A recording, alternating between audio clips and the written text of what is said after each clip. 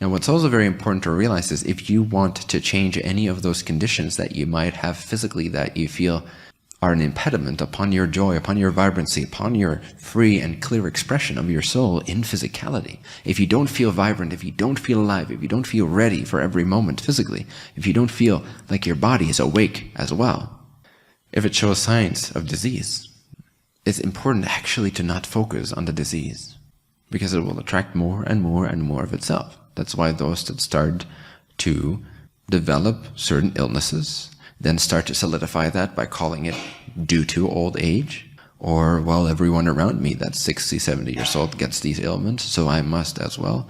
This is the start of the downward digression of the body. None of that is true. The body does not need to fade into a negative, misaligned bodily state as you grow older. That's not true at all. We've made it true because we started to believe it is true. But beliefs are king. They rule this world. Beliefs rule your expression of yourself. They rule your physical experience. They rule your manifestation experience. So if you can unhook from those collective ideas and in a sense create your own bubble reality that disregards the agreed upon collective ideas about old age, then you can definitely live until it's no longer interesting for you to be here in absolute vibrant health. That is not a myth. People do it all the time. There is examples of that. They're a little more rare than the examples of disease and Alzheimer and cancer at the end of our lives. But these examples are there, and if there's even one example of it, that means that the alternative is not absolutely true. If there's even one example of vibrant health all the way through 100 and then you just pop out because it's no longer fun to be here, if there's even one example of that, that means that the alternative assumption that people should disintegrate in a negative way, it means it's not true because it's already proven to not be true fundamentally. It's optional. So you can choose the manner by which you grow old, or you cannot grow old at all if you really believe that you don't have to. It's possible too, and there's even examples of that. They might be less well known, but there's examples of that too, which means it's possible, which means it's true.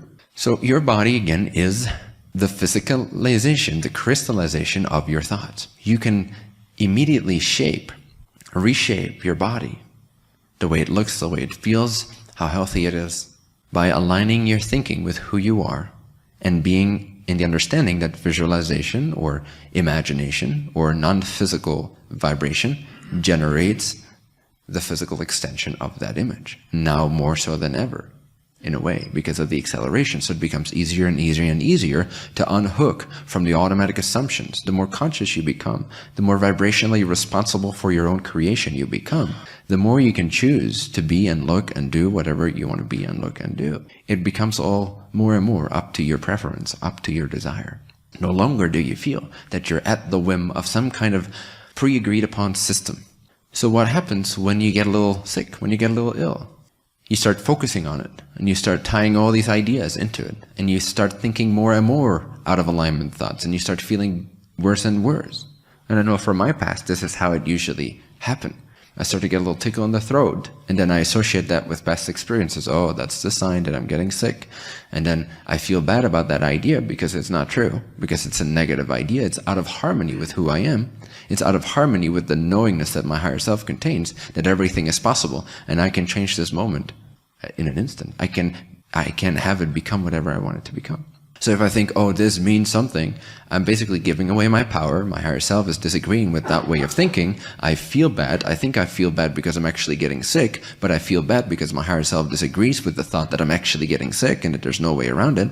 And then I get even more out of alignment, and that translates further into the body as actual sickness. So you can reverse this at any moment. The earlier you catch yourself thinking negatively, focusing negatively, attracting therefore more negativity, the easier it is to reverse this process and to take the upward spiraling train of vibrancy and health and feeling really good about yourself and aligning yourself. So in a way, this is training. You have to develop the ability to not be focused physically, to not take your cue from the physicality. If you get the first signs, that's already an assumption. That symptoms are the first signs of something. That's not true. It's just a symptom in that moment. It doesn't indicate something is about to follow. But a negative assumption would be that that's the first sign of catching a cold. It doesn't have to be. That's just a thought. The thought will generate the reality because you're thinking about it. You're visualizing a sick body, and the body, as honest of a reflection of your vibration as it is, will then become catch a cold.